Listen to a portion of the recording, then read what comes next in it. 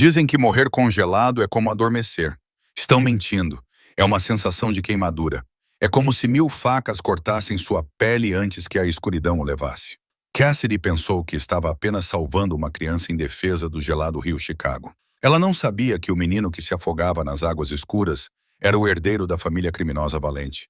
Ela não sabia que tirá-lo dali a arrastaria para um mundo de silêncios, segredos bilionários e um homem capaz de incendiar a cidade inteira pelo filho. Ela salvou a vida do menino, mas estava prestes a descobrir. Esse pode ter sido seu erro fatal. Esta é a dívida do afogamento. O recibo se desintegrou na mão de Cassidy Sullivan. $48. Era o que ela ganhava por um turno duplo no Jerry's Diner, na 35ª Street. Não era suficiente para cobrir a conta do aquecimento, muito menos o aluguel que estava atrasado há 3 semanas. O vento de Chicago em novembro era uma agressão física. Ele soprava do lago Michigan, cortando sua jaqueta jeans surrada e mordendo sua pele. Cassidy ajustou o cachecol, abaixando a cabeça enquanto caminhava pela ponte Walker Drive. Eram 2 da manhã.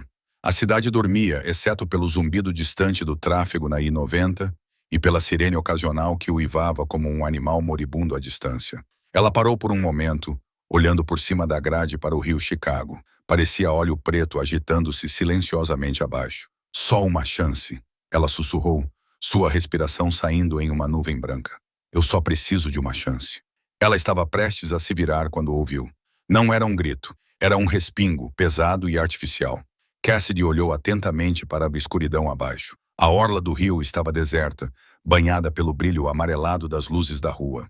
Então ela viu as luzes traseiras de um SUV preto, sem placas, saindo da via de serviço inferior, com os pneus guinchando contra o asfalto. E lá, balançando na correnteza gelada, estava um pedaço de tecido bege, um casaco pequeno. Meu Deus! Cassidy exclamou. Ela não pensou. Se tivesse pensado, teria se lembrado de que tinha 24 anos, estava sem dinheiro e não tinha plano de saúde. Teria se lembrado de que a temperatura do rio estava perto de 4 graus Celsius. Ela desceu correndo as escadas de manutenção, suas botas escorregando no metal gelado. Quando chegou à beira do concreto, ela o viu. Um menino, com não mais de 6 anos, se debatendo fracamente. O pesado casaco de lã que ele vestia o estava puxando para baixo. Ei, aguente firme! Ela gritou com a voz rasgando sua garganta. A cabeça do menino afundou. Ele não voltou à superfície. Cassidy tirou as botas. Ela respirou fundo, sentindo o gosto de exaustão e chuva gelada, e mergulhou. O choque foi imediato. Atingiu-a como uma marreta no peito. O frio paralisou seus pulmões, tirando-lhe o ar. Seus membros ficaram pesados instantaneamente, seus jeans absorvendo a água como pesos de chumbo. Mexa-se!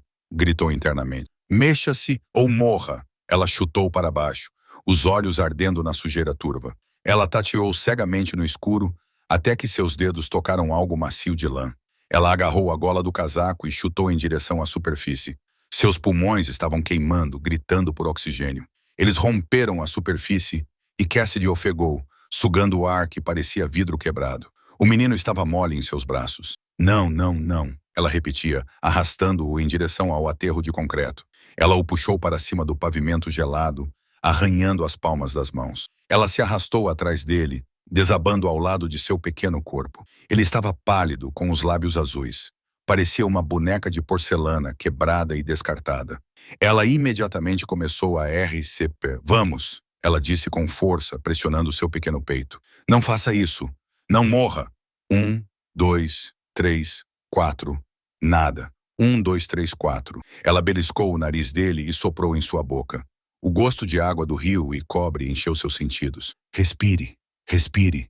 Ela gritou, lágrimas de frustração e frio congelando em suas bochechas. Respire. Droga. Uma convulsão sacudiu o pequeno corpo. O menino engasgou, virou a cabeça e vomitou água no concreto. Cassidy caiu para trás, soluçando de alívio. Tudo bem, você está bem. Eu estou aqui. O menino olhou para ela. Seus olhos estavam escuros, aterrorizados e incrivelmente velhos para o rosto de uma criança. Ele não falava, ele não chorava, ele apenas tremia violentamente. Cassidy o puxou para o seu colo, tentando compartilhar o calor do seu corpo, embora ela não tivesse mais nenhum para dar. Ela procurou um telefone no bolso molhado, morto, encharcado. Socorro! Ela gritou em direção à ponte acima. Alguém me ajude! Os minutos pareciam horas. O tremor do menino estava diminuindo. Um mau sinal. A hipotermia estava se instalando. Cassidy o abraçou com mais força, balançando-o. Fique acordado. Ela conversava, com os dentes batendo. Qual é o seu nome? Eu sou Cass. Você pode me dizer o seu nome? O menino permaneceu em silêncio, sua mãozinha segurando a camisa molhada dela com uma força que a surpreendeu. Finalmente, luzes azuis e vermelhas piscavam contra o calcário da ponte. A sirene de uma ambulância cortou a noite. Aqui, ela gritou, acenando com o braço gelado. 2 paramédicos desceram correndo as escadas, seguidos por um policial. Eles cercaram o menino, envolvendo-o em cobertores térmicos e colocando uma máscara de oxigênio em seu rosto. Ele ficou submerso por talvez 30 segundos. Gaguejou Cassidy com a visão embaçada. Eu vi um carro indo embora. Nós o pegamos, mamãe, disse um paramédico, colocando o menino em uma maca. O menino estendeu a mão para ela, com os olhos arregalados de pânico enquanto o levavam embora. Espere! Cassidy tentou se levantar, mas suas pernas falharam. O mundo inclinou-se para o lado. A adrenalina caiu, deixando apenas o frio. Mãe, mãe. A última coisa que ela viu foram as luzes vermelhas piscando, refletindo na água negra, antes que a escuridão a engolisse por completo. Quando Cassidy acordou, foi com o cheiro de antisséptico e o baipe de um monitor. Ela piscou, seus olhos arenosos. Ela estava em uma cama de hospital, vestindo uma bata áspera. Um cobertor de lã pesado estava enrolado até o queixo. Northwestern Memorial. Ela reconheceu a vista da janela. Ela costumava limpar o chão aqui há 2 anos. Uma enfermeira de jaleco azul entrou apressada. Oh, que bom! Você acordou. Você nos deu um susto, querida. Hipotermia grave. Cassidy sentou-se, ignorando a dor de cabeça que latejava atrás dos olhos. O menino! Ela sussurrou. Sua garganta parecia lixa. Como está o menino? A enfermeira fez uma pausa, verificando o soro de Cassidy. Ela franziu a testa. O menino? O garoto que eu tirei do rio? Disse Cassidy, com urgência crescendo em seu peito. Ele está bem? Ele estava tão frio. A enfermeira olhou para ela com uma expressão de genuína confusão. Querida, você foi trazida sozinha. O relatório da polícia diz que uma viatura da polícia encontrou você desmaiada na margem do rio. Não havia nenhum menino. Cassidy congelou. O quê? Não, eu o tirei de lá. Os paramédicos o levaram primeiro. Ele estava usando um casaco bege. Burberry, eu acho. A enfermeira deu um tapinha em sua mão com condescendência. O trauma pode fazer coisas estranhas com a memória. Você estava alucinando por causa do frio. Não há registro de nenhuma criança admitida ontem à noite na sua área. Eu não sou louca, Cassidy gritou, arrancando a fita adesiva da mão para ajustar a intravenosa. Ele estava lá. Eu fiz RCP nele. Senhora Sullivan, por favor, acalme-se ou terei que chamar a segurança, disse a enfermeira com firmeza. Descanse. Você tem sorte de estar viva. A enfermeira saiu da sala. Cassidy ficou sentada em silêncio, com o coração batendo forte contra as costelas. Ela olhou para as mãos. Estavam arranhadas, com a pele vermelha e inflamada. Ela fechou os olhos e ainda podia sentir o peso dele, o cheiro da lã, cara, o terror naqueles olhos escuros. Ela não estava louca. Ela balançou as pernas para fora da cama. Ela precisava sair. Ela precisava descobrir o que aconteceu. Quando ela pegou suas roupas, que estavam dobradas cuidadosamente em uma cadeira, um pequeno pedaço de papel caiu no chão. Devia estar enfiado no bolso de suas calças jeans, que agora estavam secas e rígidas. Cassidy o pegou. Não era papel. Era um cartão. Papel creme pesado. Caro. Não havia nome, apenas um símbolo gravado em tinta preta. Um lobo com uma adaga nas mandíbulas e um número de telefone escrito em caligrafia angular, e no verso 3 palavras. Pelo seu silêncio. Cassidy ficou olhando para o cartão. A enfermeira disse que não havia nenhum menino. O relatório da polícia dizia que ela estava sozinha, mas alguém havia colocado isso no bolso dela enquanto ela estava inconsciente. Ela não estava louca.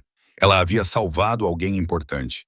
E, aparentemente, alguém muito poderoso queria que o mundo pensasse que aquele menino estava morto. 3 dias depois, Cassidy estava de volta ao pit stop de S.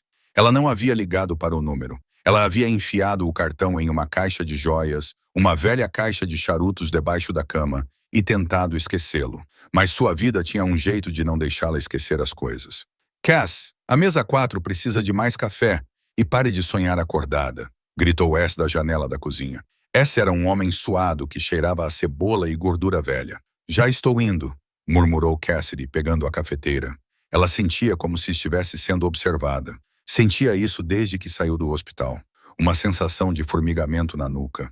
Quando caminhava para casa, via carros diminuindo a velocidade. Quando estava em seu apartamento, ouvia passos no corredor que paravam bem na frente de sua porta. Ela serviu café para um caminhoneiro que piscou para ela. Ela o ignorou. Quando se virou para voltar ao balcão, a campainha acima da porta da lanchonete tocou. O barulho na lanchonete não parou, mas a atmosfera mudou instantaneamente. Era como se a pressão do ar tivesse caído. 2 homens entraram. Eles estavam fora de lugar. Os Saus eram um lugar para camisas de flanela, botas de trabalho e desespero. Esses homens usavam ternos que custavam mais do que o prédio. Corte italiano, cinza carvão, feitos sob medida para esconder os coldres que Cassidy sabia que estavam lá. Eles não procuraram uma mesa. Eles olharam para ela. Um deles, um homem enorme com uma cicatriz na sobrancelha esquerda, caminhou direto para o balcão. "Cassidy Sullivan?", ele perguntou. Sua voz era como cascalho sendo triturado. "Quem está perguntando?" Cassidy segurou a alça da cafeteira com mais força, usando-a como um escudo. "Nosso empregador gostaria de falar com você", disse o homem. Não era um pedido. "Estou de plantão", disse Cassidy, tentando manter a voz firme. "E não conheço seu empregador." "Ele conhece você", disse o homem. "Ele sabe que você foi nadar na outra noite." O sangue de Cassidy gelou. A lanchonete de repente pareceu muito pequena. Se colocou a cabeça para fora da cozinha, viu os ternos, viu as expressões sombrias e imediatamente se escondeu de volta. "Covarde", ela pensou. "Não quero problemas", sussurrou Cassidy. "Então venha conosco", disse o homem. "O carro está lá fora." Ela olhou pela janela manchada de gordura. Um Mercedes G-Wagon preto fosco estava parado na calçada. "E se eu disser não?", o homem sorriu. Mas o sorriso não chegou aos olhos. "Senhora Sullivan, você tem uma dívida. Estamos aqui apenas para cobrar." Ela soube então que não tinha escolha. Se eles quisessem machucá-la, já o teriam feito. Eles queriam outra coisa. "Deixe-me pegar meu casaco", disse ela. A viagem durou 40 minutos. Eles seguiram para o norte, longe da sujeira da cidade, em direção às propriedades espalhadas de Lake Forest. As casas ali não eram casas. Eram fortalezas de pedra e vidro, escondidas atrás de portões de ferro e sebes altas. O carro entrou numa entrada que mais parecia uma estrada privada. Passaram por um posto de segurança, onde guardas armados acenaram ao motorista. A propriedade que apareceu à vista era assustadoramente bela. Era uma mansão gótica moderna, com pedras escuras e ângulos agudos que se destacavam contra o céu cinzento. O carro parou. O homem com cicatrizes abriu a porta dela. Lá dentro, biblioteca. Segunda porta à esquerda. Cassidy subiu os degraus, o coração batendo forte contra as costelas como um pássaro preso. As portas da frente se abriram antes que ela as tocasse. O interior era vasto, frio e silencioso. O piso de mármore refletia seus tênis baratos. Ela caminhou até a biblioteca, respirou fundo e empurrou a porta. A sala era revestida por estantes que iam do chão ao teto. Uma lareira enorme de pedra crepitava, a única fonte de calor na casa. De costas para ela, estava um homem parado perto da janela. Ele era alto, com ombros largos que se destacavam sob a camisa social branca. Ele segurava um copo com um líquido âmbar em uma das mãos. "Sente-se", ele ordenou. Sua voz era grave, barítona, e vibrava pela sala. Cassidy permaneceu em pé. "Prefiro ficar em pé." O homem se virou. Cassidy prendeu a respiração. Ele era devastadoramente bonito, de uma forma que era quase dolorosa de se olhar. Maçãs do rosto salientes, queixo afilado coberto por uma sombra de barba por fazer, e olhos da cor de nuvens de tempestade, cinzentos e turbulentos. Mas seu rosto estava marcado pelo cansaço e por uma raiva controlada e latente. Era Dante Valente. Ela conhecia aquele rosto. Todos em Chicago conheciam aquele rosto, embora geralmente fosse nas notícias sobre supostas acusações de extorsão que nunca se concretizaram ou galas de caridade que eram fachadas para lavagem de dinheiro. O chefe da organização criminosa Valente, o Capo dei Capi. "Você é mais jovem do que eu esperava", disse Dante, seus olhos examinando-a, dissecando-a, "e mais pobre." "Eu trabalho para viver", retrucou Cassidy, seu medo momentaneamente substituído por uma postura defensiva, ao contrário de algumas pessoas. Os olhos de Dante se estreitaram. Ele tomou um gole de sua bebida. "Você tem uma língua afiada. Cuidado para não se cortar com ela." Ele caminhou até uma mesa e pegou um tablet. Ele tocou na tela e a virou para ela. Vídeo granulado, imagens de segurança. Mostrava a orla do rio. Mostrava um menino caindo. Mostrava Cassidy mergulhando. Mostrava ela salvando-o. "Eu assisti isso 50 vezes", disse Dante baixinho. Minha equipe de segurança. Eles falharam. Meu filho foi tirado da cama, drogado e jogado de uma ponte por uma facção rival. Eles pretendiam me enviar uma mensagem, um sinal de morte. Ele colocou o tablet na mesa. Mas você, ele se aproximou, invadindo o espaço pessoal dela. Ela podia sentir o cheiro dele. Sândalo, uísque e perigo. Você arruinou a mensagem deles. Eu apenas fiz o que qualquer pessoa faria, disse Cassidy, recuando até suas pernas baterem em uma poltrona de couro. Não, corrigiu Dante. A maioria das pessoas teria ido embora ou filmado para as redes sociais. Você pulou em água quase gelada. Onde ele está? Perguntou Cassidy. O menino Léo? Ela se lembrou de ter visto o nome nos jornais anos atrás. A expressão de Dante suavizou por uma fração de segundo. Ele está vivo fisicamente. Ele está se recuperando mentalmente. Ele deixou escapar a máscara do chefe frio. Ele não disse uma palavra desde aquela noite. Ele grita se alguém toca nele. Médicos, enfermeiras, até mesmo eu. Ele olhou para Cassidy com uma intensidade que fez seus joelhos fraquejarem. Exceto você. Cassidy piscou. O quê? Os paramédicos me contaram. Dante disse que ele se agarrou a você. Ele não soltava. Você é a única pessoa a quem ele respondeu. Ele voltou para sua mesa e pegou um pedaço de papel. Ele o deslizou pela superfície de mogno. Tenho uma proposta para você, senhorita Sullivan. Cassidy olhou para o papel. Era um contrato. Preciso de alguém em quem Léo confie. Preciso de alguém para vigiá-lo. Ficar com ele 24 horas por dia, 7 dias por semana. Não posso confiar nos meus guardas. Um deles deixou que ele fosse levado. Não posso confiar nas babás. Elas são espiãs ou incompetentes. Sou garçonete, disse Cassidy. Não sou babá e definitivamente não sou esposa de mafioso. Dante curvou os lábios em um sorriso seco. Não estou pedindo uma esposa. Estou pedindo uma cuidadora. Ele apontou para o final da página. O salário é de $10.000 por mês, mais hospedagem e alimentação aqui, além de plano de saúde completo. Cassidy ficou boquiaberta. 10 mil. Isso mudava tudo. Era o pagamento da dívida dela. Era uma nova vida. E se eu recusar, você vai embora, disse Dante friamente. E volta para sua lanchonete, seu aluguel atrasado e sua vida vazia. E você vai torcer para que os homens que jogaram meu filho daquela ponte não descubram que você é a testemunha que viu o carro deles. A ameaça pairou no ar. Não era uma ameaça vinda dele. Era uma constatação. Ela já estava envolvida. Por que eu? Perguntou ela baixinho. Porque você o salvou, disse Dante, baixando a voz até sussurrar. E porque tenho uma dívida com você. Um valente sempre paga suas dívidas. Cassidy olhou para o contrato. Ela olhou para Dante, esse homem perigoso e quebrado. Ela pensou no menino com os olhos aterrorizados. Ela pegou a caneta. Tenho condições, disse ela. Dante ergueu uma sobrancelha. Você não está em posição de negociar, senhorita Sullivan.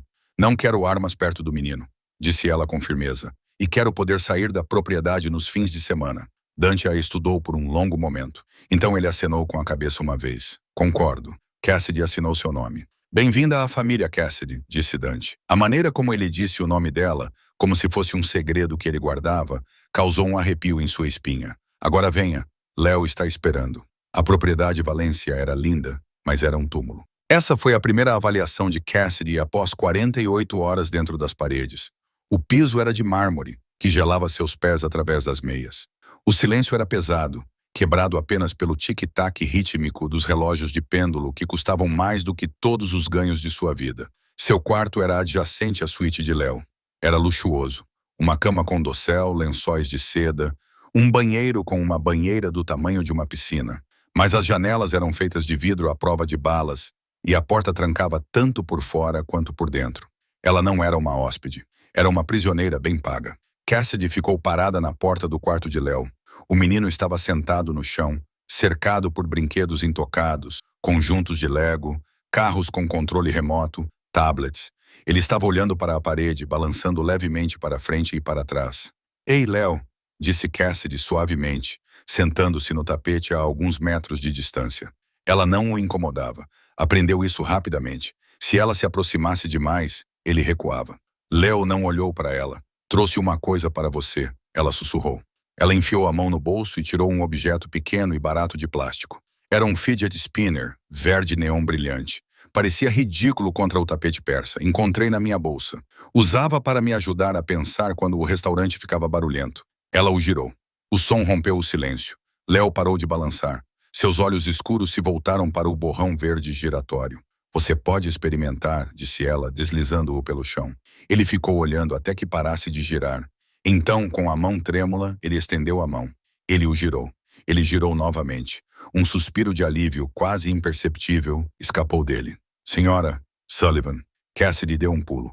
Uma mulher estava parada na porta. Era Greta, a governanta-chefe. Ela era uma mulher severa na casa dos 60 anos, com o cabelo puxado para trás com tanta força que parecia doloroso. Ela olhou para Cassidy com um desdém mal disfarçado. É senhorita Sullivan.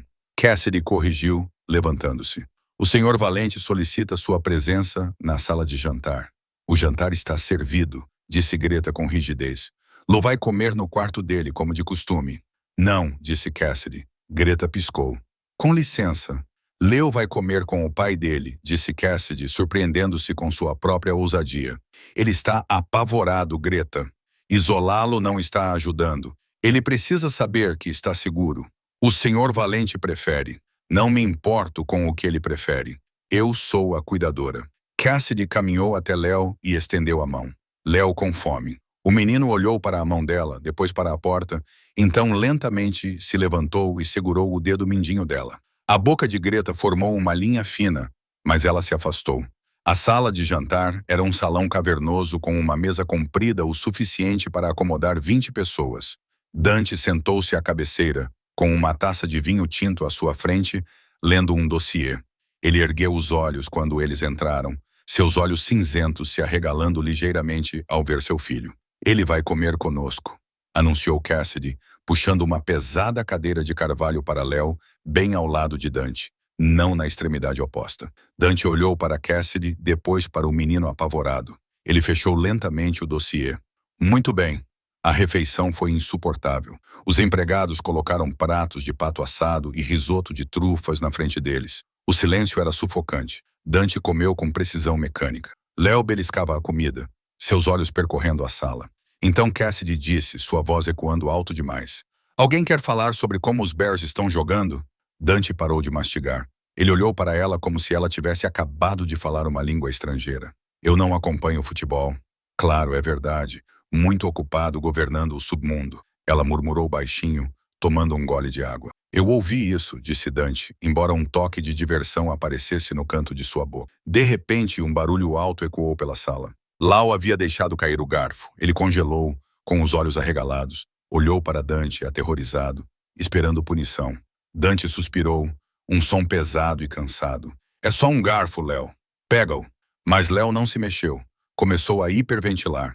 As memórias da água, da violência, foram desencadeadas pelo barulho repentino. Cassidy levantou-se da cadeira num segundo. Ajoelhou-se ao lado dele. Léo, olha para mim. Olha para a Cass.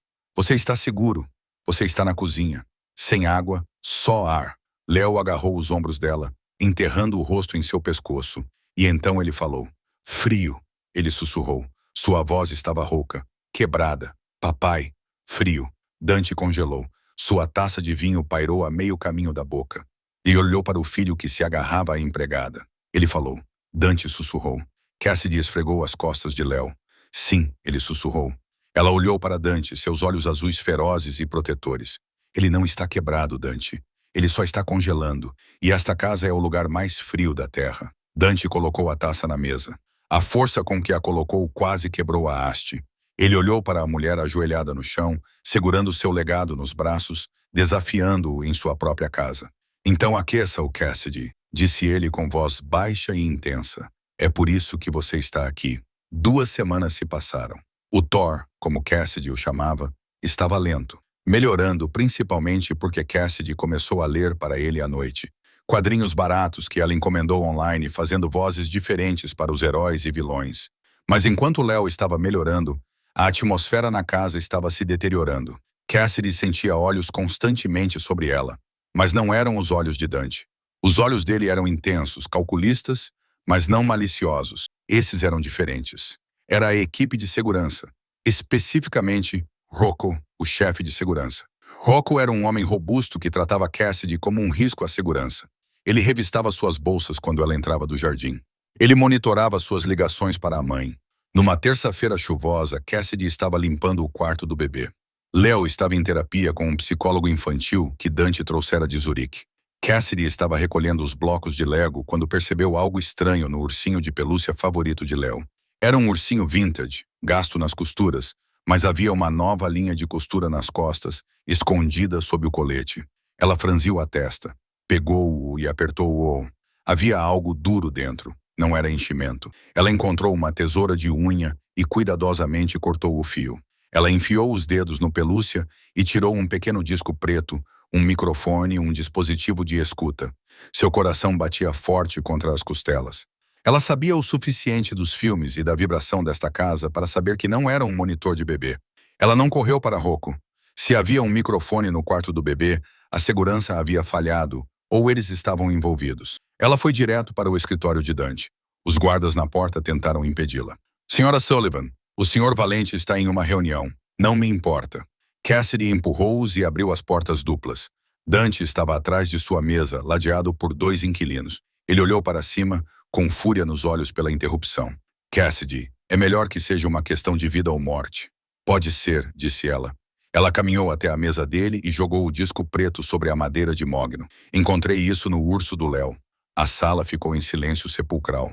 Dante olhou para o dispositivo. Seu rosto não mudou, mas a temperatura na sala pareceu cair 10 graus Celsius. Ele olhou para seus guardas. Deixem-nos a sós, chefe. Um deles começou. Fora. Dante rugiu. Os homens saíram correndo. Dante pegou o dispositivo. Ele o examinou com uma familiaridade assustadora. É um transmissor de longo alcance, disse ele baixinho. Sofisticado, não é da polícia. É tecnologia do cartel. Ele olhou para ela. Quem esteve no quarto do bebê? Eu, a equipe de limpeza e sua equipe de segurança, disse Cassidy cruzando os braços. Rocco verifica aquele quarto todas as manhãs. O maxilar de Dante se contraiu. Rocco está comigo há 10 anos. E Judas esteve com Jesus por 3, Cassidy rebateu. Alguém colocou isso lá, Dante. Alguém que sabe que Léo dorme com aquele urso. Alguém que quer saber onde você o mantém. Dante se levantou e contornou a mesa. Ele parou a poucos centímetros dela. A diferença de altura era intimidante. Ele a superava em altura, mas Cassidy se recusou a recuar. Você está acusando meu chefe de segurança de traição, disse Dante suavemente. Estou acusando alguém de ter como alvo um menino de 6 anos, sussurrou Cassidy. E não me importo com seus códigos de lealdade ou sua homéa. Me importo que Léo esteja seguro e agora ele está dormindo com um alvo nas costas. Dante olhou para ela. Por um momento, ela pensou que ele poderia bater nela ou demiti-la. Em vez disso, ele estendeu a mão e colocou uma mecha de cabelo solta atrás da orelha dela. Seus dedos eram ásperos, quentes, e o toque enviou uma onda de choque elétrico pelo corpo dela que não tinha nada a ver com medo. Você tem bons instintos, Cassidy, murmurou ele. Seu polegar roçou a maçã do rosto dela. Melhores do que os dos meus homens. Sou apenas observadora, gaguejou ela, com a respiração ofegante. Você é perigosa, corrigiu ele, porque você me faz confiar em você, e eu não confio em ninguém. O momento pairou ali, carregado de uma tensão não expressa. O ar crepitava com uma atração magnética. Cassidy se viu inclinando-se ligeiramente. O olhar de Dante caiu sobre seus lábios. Então a porta se abriu com um estrondo. Era o Rocco, chefe, temos um problema nas docas, gritou Rocco sem perceber a intimidade do momento ou optando por ignorá-la. Dante recuou instantaneamente, a máscara do amanhecer voltando ao lugar. Ele pegou o inseto da mesa e o colocou no bolso com um movimento fluido. Cuide disso, Rocco, disse Dante com voz gelada. E depois venha me ver. Precisamos discutir novos protocolos de segurança para o berçário. Rocco assentiu, mas seus olhos permaneceram em Cassidy. Não havia calor ali, apenas cálculo. Quando Rocco saiu, Dante voltou-se para Cassidy. Volte para Léo. Não saia do lado dele.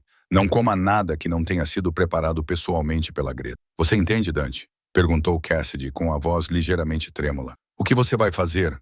Dante virou-se para a janela, olhando para o horizonte cinzento de Chicago. Vou encontrar o rato, disse ele, e vou exterminá-lo. A tensão na casa se dissipou 3 dias depois, mas não da maneira que Cassidy esperava. Para onde eu tenho que ir? Cassidy perguntou, olhando para o vestido pendurado na porta do guarda-roupa. Era um vestido de seda azul escuro, elegante e sem costas, com uma fenda que ia até a coxa. Era a coisa mais linda que ela já tinha visto. Também a aterrorizava. O baile de gala beneficente da Fundação Valente.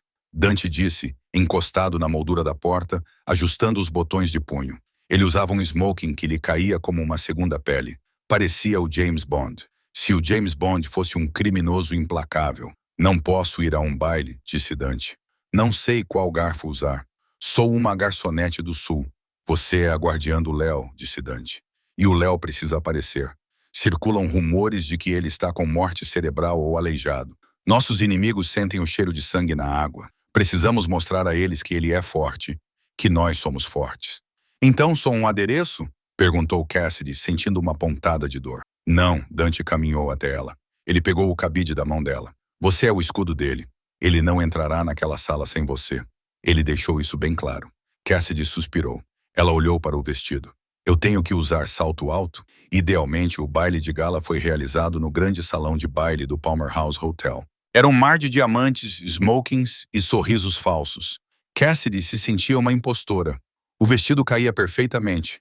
Dante havia adivinhado seu tamanho com uma precisão assustadora, mas ela se sentia exposta. Ela segurou a mão de Léo com força. O menino usava um smoking em miniatura, parecendo adorável, mas pálido. Cabeça erguida. Dante sussurrou em seu ouvido quando entraram no salão de baile. Sua mão repousava na parte inferior das costas dela, uma marca ardente de posse. Se você parecer assustada, eles vão te devorar viva. Quem são eles? Cassidy sussurrou de volta com um sorriso. Todos, Dante respondeu. A noite foi um borrão de flashes e apertos de mão. Dante a apresentou simplesmente como Cassidy, governadora de Léo. Ela viu os olhares que as esposas da alta sociedade lhe lançavam. Julgadores, curiosos, invejosos. Ela viu os olhares que os homens lhe lançavam. Famintos. Dante ficou por perto. Sua presença era uma barreira escura entre ela e o mundo. Por volta das 22 horas, a multidão se abriu. Um homem se aproximou. Ele era mais velho que Dante, com cabelos grisalhos e um rosto que parecia esculpido em granito. Dante, disse o homem abrindo os braços. Que bom ver que o menino está funcional. Salvatore, Dante assentiu, seu corpo ficando tenso. Ele está melhor do que funcional. Ele está prosperando. Este era Salvatore Moretti, o chefe rival, o homem que Dante suspeitava ter ordenado o ataque. Salvatore olhou para Léo. Olá, pequenino. Você se lembra do tio Sal? Léo se encolheu atrás das pernas de Cassidy. Cassidy deu um passo à frente, colocando-se fisicamente entre o velho e o menino. Ele está cansado, senhor. Afaste-se. A sala ficou em silêncio. Você não mandou Salvatore Moretti se afastar. Os olhos de Salvatore se voltaram para Cassidy. Ele sorriu, mostrando dentes caros. E quem é essa criatura animada? Ela está comigo, disse Dante. Sua voz era baixa, mas ecoou pela sala como um tiro. Toque nela, S, e teremos uma guerra bem aqui na pista de dança. Salvatore riu, levantando as mãos. Calma, Dante, só estou admirando a empregada. Ele se inclinou para perto de Cassidy, seu perfume forte dominando o ambiente. Tenha cuidado, querida. Os Valente têm um histórico de matar suas mulheres. Ele se afastou, com sua comitiva seguindo-o. Cassidy estava tremendo. Dante se virou para ela, com os olhos em chamas. Leve Léo para o carro agora. Rocco está esperando na saída dos fundos. O quê? Por quê? Porque esse acabou de dar o sinal, disse Dante, examinando a sala. Estamos indo embora. Cassidy agarrou a mão de Léo e se dirigiu para a saída da cozinha. Ela se moveu pela multidão, com o coração batendo forte. Ela empurrou as portas giratórias e entrou na cozinha. Estava vazia, muito vazia. Rocco, ela chamou. A porta dos fundos se abriu. Mas não era Rocco. Eram dois homens com uniformes de catering usando máscaras de esqui. Eles seguravam pistolas com silenciador. Entregue a criança, disse um deles. Cassidy empurrou Léo para trás de uma mesa de preparação de aço inoxidável. Ela olhou ao redor em busca de uma arma, um bloco de facas, uma frigideira, qualquer coisa. Eu disse, entregue a criança. O homem se lançou. Cassidy não pensou. Ela reagiu. Ela pegou uma panela com caldo fervente do fogão e a jogou. O homem gritou quando o líquido escaldante atingiu seu rosto. Ele atirou às cegas. Pé, pé. Uma bala ricocheteou na mesa de metal a centímetros da cabeça de Léo. Cassidy agarrou uma pesada frigideira de ferro fundido. Quando o segundo homem mirou, ela a balançou com toda a força de uma mulher que carregava bandejas pesadas há 6 anos. Crack! Ela acertou o pulso dele. A arma deslizou pelo chão. Corra, Léo! Ela gritou. Mas o primeiro homem, com o rosto vermelho e cheio de bolhas, estava se levantando. Ele apontou a arma para Cassidy. Ele rosnou. Cassidy fechou os olhos, esperando pela queimadura. Bang! O tiro foi alto, sem silenciador. Cassidy abriu os olhos. O homem caiu com um buraco no meio da testa. Parado na porta, com a arma fumegante na mão, estava Dante. Atrás dele, Rocco estava deitado no chão, sangrando por um ferimento de faca no abdômen. Dante caminhou até o homem morto e chutou a arma para longe. Ele olhou para Cassidy. Ela estava coberta de sangue, segurando uma frigideira, parada ao lado de um menino traumatizado. Você, disse Dante, respirando com dificuldade. É a mulher mais incrível que já conheci. Rocco! Cassidy apontou para a porta. Rocco pegou uma faca para mim, disse Dante com severidade. Ele não era o traidor. Dante olhou para a entrada dos funcionários da cozinha. O traidor ainda está aqui e acabou de tentar terminar o serviço. Dante agarrou o braço de Cassidy, puxando-a e Léo para perto. A guerra começou. Ele sussurrou em seu cabelo. E não há mais onde se esconder. A viagem de volta para a propriedade foi uma névoa de velocidade e silêncio. Dante dirigiu o SUV à prova de balas, com os nós dos dedos brancos no volante, Cassidy sentada no banco de trás, Léo dormindo com a cabeça em seu colo. Ela acariciou seu cabelo, com a mão trêmula. A adrenalina da cozinha estava desaparecendo, substituída por um medo frio e crescente. Quando chegaram, a propriedade já estava fechada. Holofotes iluminavam o terreno. Homens com rifles de assalto patrulhavam o perímetro. Parecia menos uma casa e mais uma fortaleza sitiada. Leve Léo para cima, ordenou Dante assim que entraram no saguão. Tranque a porta. Não abra para ninguém além de mim. Dante, sua mão, disse Cassidy, notando o sangue escorrendo de sua manga. É só um arranhão. Vá. Ela não discutiu. Carregou o menino adormecido pela grande escadaria, seu coração ecoando o barulho pesado de suas botas no mármore. Dentro da suíte, ela trancou as fechaduras. Deitou Léo na cama e começou a andar de um lado para o outro no quarto. A casa parecia diferente naquela noite. O silêncio não era tranquilo. Era uma espera. Ela precisava de água. Sua garganta estava seca por causa da fumaça e dos gritos. A suíte tinha uma pequena cozinha, mas a imagem estava vazia. Ela hesitou na porta. Não abra para ninguém. Mas o corredor estava vazio e a cozinha principal ficava logo abaixo da escada de serviço. Ela destrancou a porta silenciosamente. O corredor estava escuro. Ela se dirigiu para a escada de serviço a que os funcionários usavam. Ao chegar ao patamar, ouviu uma voz. Era um sussurro, frenético e abafado, vindo da alcova da lavanderia. Está feito. Rocco está morto. Não, Dante está vivo. Não posso. Você prometeu que ninguém se machucaria. Cassidy congelou. Ela conhecia aquela voz. Era Greta. Ela se pressionou contra a parede, esforçando-se para ouvir. Eu abri o portão de serviço. Greta sibilou.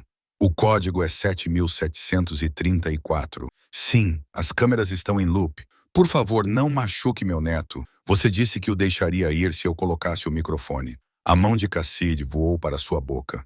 O microfone no urso. O mau pressentimento que ela tinha sobre a governanta. Não era apenas antipatia. Era intuição.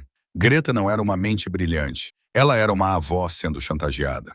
Mas seu desespero acabara de abrir as portas do inferno. Eles estão chegando agora. Tudo bem, tudo bem. Um clique.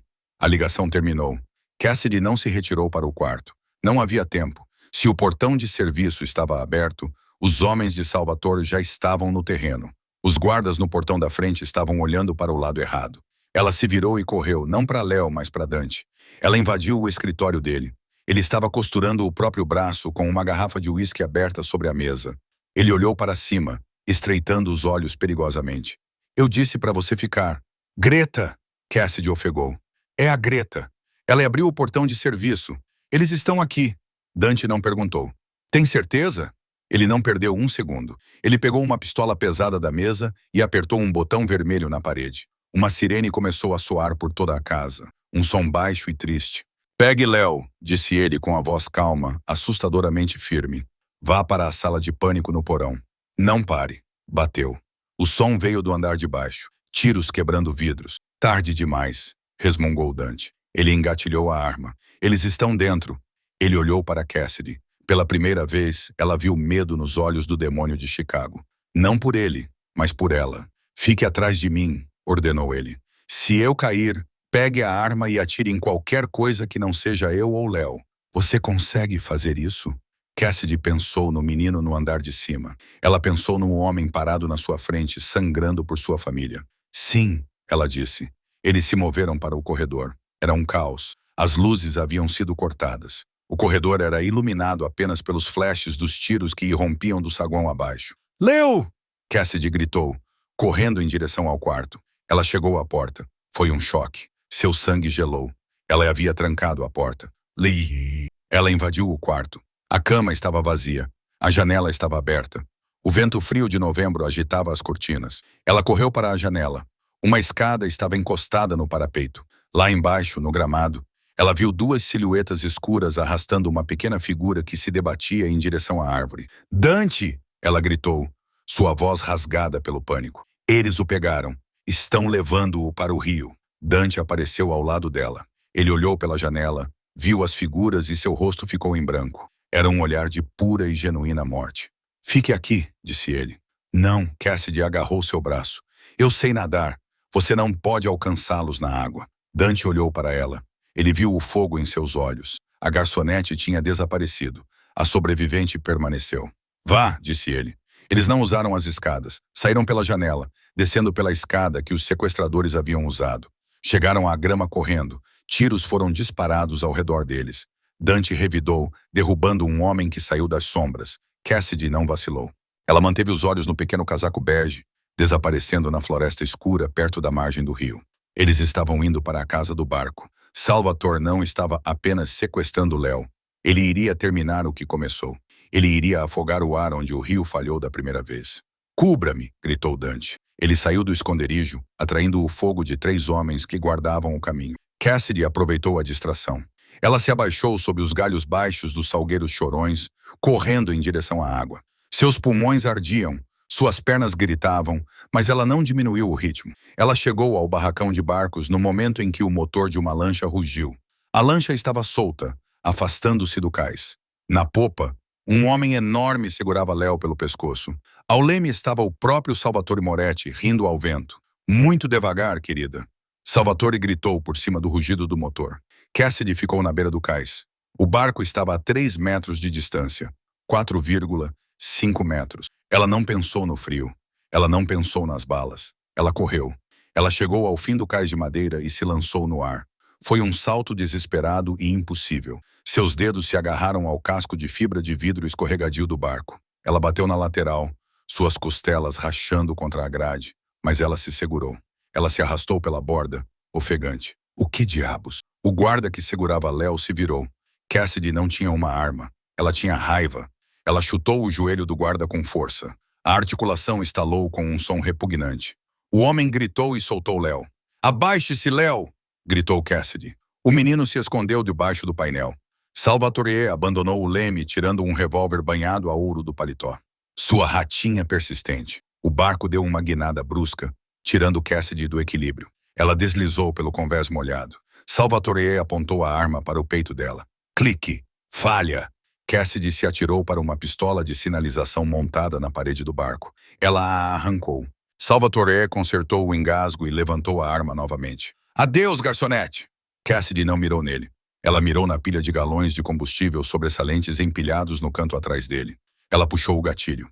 O sinalizador sibilou pelo ar. Uma faixa de fósforo vermelho. Ele atingiu o galão. Bum! A explosão sacudiu o barco. Uma parede de fogo irrompeu entre Cassidy e Salvatore. O velho gritou quando o calor engolfou a parte traseira da embarcação. Pule, Léo! Cassidy agarrou o menino. Eu não sei nadar, gritou Léo, paralisado pela água escura. Eu sei, gritou Cassidy. Confie em mim. Ela envolveu os braços em torno dele, protegendo sua cabeça, e jogou os dois para fora do barco. Eles caíram na água gelada. O choque foi tão forte quanto da primeira vez. Mas, desta vez, Cassidy tinha uma missão. Ela chutou com força, emergindo longe dos destroços em chamas do barco. Detritos choviam ao redor deles. O barco era um inferno flutuante à deriva rio abaixo. Segure-se em mim, Cassidy ofegou, nadando para se manter à tona. Eu te segurei. Da margem um holofote os iluminou. Cassidy apertou os olhos contra o brilho. Eram os homens de Moret? Era o fim? Cassidy? A voz era áspera, quebrada. Dante. Ele estava entrando no rio, seu terno caro arruinado, a água chegando até o peito. Ele estendeu a mão. Cassidy chutou em direção a ele. Suas forças estavam se esvaindo. O frio penetrava em seus ossos, paralisando-a. Dante agarrou seu braço. Ele puxou os dois em sua direção, apertando-os contra o peito. Ele estava tremendo. O invencível chefe da máfia estava tremendo. Ele carregou os dois até a margem. Ele desabou na grama, com Léo entre eles. Ele está morto? Perguntou Dante, olhando para o barco em chamas. Ele se foi, sussurrou Cassidy, com os dentes batendo. Acabou, disse Dante, olhando para ela. Seu cabelo estava emaranhado com a água do rio, seu vestido rasgado, seu rosto machucado. Você o salvou, disse Dante com a voz cheia de emoção. De novo? É meu trabalho. Cassidy conseguiu um sorriso fraco. Está no contrato. Dante riu. Era um som seco e enferrujado, mas era real. Ele se inclinou e pressionou a testa contra a dela. O contrato está anulado, ele sussurrou. Isso significa que estou demitida? Não, disse Dante. Ele afastou uma mecha de cabelo molhada do rosto dela. Significa que você foi promovida. Cargo permanente. Ele a beijou. Era frio e úmido e tinha gosto de água, do rio e fumaça, mas foi a coisa mais quente que Cassidy já sentiu. Papai. Eles se separaram. Léo estava sentado, enrolado no casaco de Dante. Ele olhou para o barco em chamas, depois para Cassidy. Você explodiu? O homem mau? Léo perguntou. Cassidy hesitou. Eu? Sim. Léo assentiu solenemente. Legal. Dante jogou a cabeça para trás e riu, um som de puro alívio ecoando na noite de Chicago. 6 meses depois, o sol da primavera estava quente no terraço. Cassidy estava sentada com um livro, observando Léo correr atrás de um novo cachorrinho, um Golden Retriever chamado Spark, pelo gramado. A segurança ainda estava lá, mas agora era discreta. O medo tinha desaparecido. A porta de vidro se abriu. Dante saiu. Ele não estava usando terno. Ele estava vestindo jeans e uma camiseta preta. Parecia 10 anos mais jovem. Ele colocou uma xícara de café na mesa e sentou-se no braço da cadeira dela. O julgamento de Greta começa hoje, disse ele baixinho. Ela aceitou o acordo judicial? Cassidy perguntou. Sim. Ela entregou todos da organização de Salvatore que sobreviveram ao expurgo. Ela cumprirá 5 anos em segurança mínima. Seu neto está seguro. Cassidy assentiu. Ótimo. Dante pegou a mão dela. Em seu dedo havia um anel, não de diamante. Muito clichê. Era uma safira profunda e azul, da cor do rio à noite. Sabe, Dante refletiu, olhando para o filho, rindo na grama. Passei toda a minha vida construindo um império para deixar para ele. Dinheiro, poder, soldados. Achei que era isso que mantinha você segura. Ele olhou para Cassidy, seus olhos cinzentos suaves. Eu estava errado. Não são os soldados. É a pessoa que está disposta a pular na água quando todos os outros fogem. Cassidy apertou sua mão. Bem, não se acostume com isso. A água estava gelada. Eu sei. Dante sorriu, inclinando-se para beijá-la. Eu vou mantê-la aquecida. Léo correu, o cachorrinho latindo em seus calcanhares. Cass, pai, Spark cavou um buraco. Eles se entreolharam e sorriram. Não era uma vida perfeita. O mundo ainda era perigoso. Mas ao olhar para os dois homens valentes, Cassidy tinha certeza de uma coisa. Eles nunca mais se afogariam. E essa é a história da dívida do afogamento. O que você achou? Cassidy tomou a decisão certa ao ficar com Dante, ou deveria ter pegado o dinheiro e fugido? Deixe sua opinião nos comentários abaixo. Eu leio todos eles. Se você gostou desse romance mafioso cheio de reviravoltas, clique no botão curtir. Isso ajuda muito o canal a crescer. E se você ainda não fez isso, inscreva-se e ative o sino de notificações para nunca perder uma nova história. Eu posto novos dramas todas as terças e sextas-feiras. Obrigado por assistir e até a próxima.